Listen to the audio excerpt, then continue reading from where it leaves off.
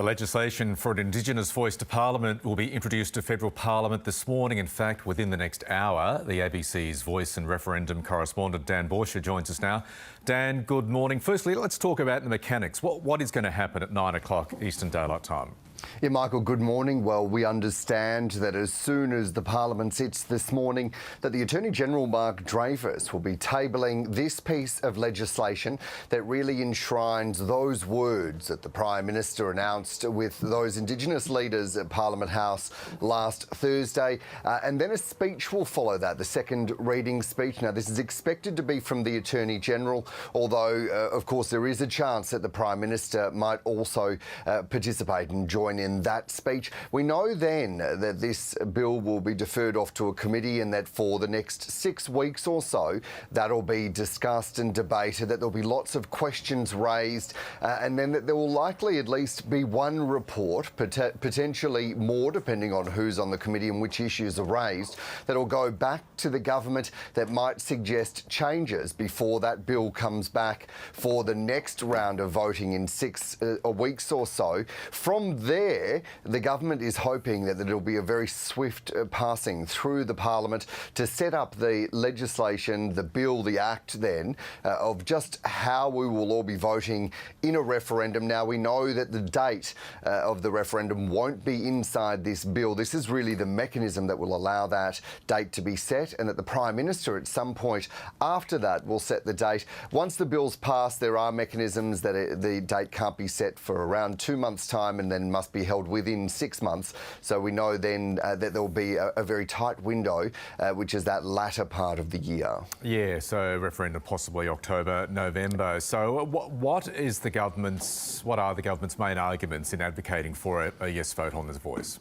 Well, the government says it's really about good manners, and we heard that, Michael, on the night, 21st of May last year, when the Prime Minister won the election. His first words were about completing in full the Uluru Statement from the Heart, which is voice, treaty or makarata, and truth. And since then, the government has really heavily campaigned about having this process in place to change our founding document, not long after the Garma Festival last year, where the Prime Minister really put this into policy by announcing the draft wording.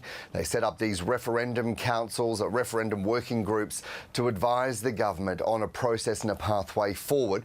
And they say that this is about righting an historic wrong, of including Aboriginal and Torres Strait Islander people in our founding document, and of creating a voice, really coming down to recognition and consultation, as the Prime Minister has put it. And this has been a heavy focus for the government in the 8 months or so since the election, and we know that it's going to be more so now, particularly given this legislation today, the referendum mechanics bill that passed through just last week, that really sets up the parameters for referendums in Australia going forward. And we know that the rest of this year is going to be focused on, from the government's perspective, of how to get those voices of Aboriginal and Torres Strait Islander people into the processes of government. The opposition, for its part, Michael, says that there's just not enough detail. They're again calling for the Solicitor General's legal advice to be released, although the Attorney-General and the Indigenous Australians Minister say that that private advice to the government does support this sequence of wording. OK, we're yet to get the Liberal Party's view. There are those who have their doubts about the voice, those who've come out already advocating a no vote. The National Party, some constitutional experts, some Indigenous leaders. Broadly, what's their argument? Well, there's a whole range of arguments, Michael, really ranging from the point that this will be tokenistic and that it wouldn't have the heft to be able to create change, right through to it not being a part of a movement around sovereignty or around treaties. And it's important to note that there are a whole range of views and perspectives within the Aboriginal and Torres Strait Islander community, in spite of some commentators saying that those different views indicates division decision. It's an interesting point because no other group in our nation is expected to have one consolidated position on a piece of public policy.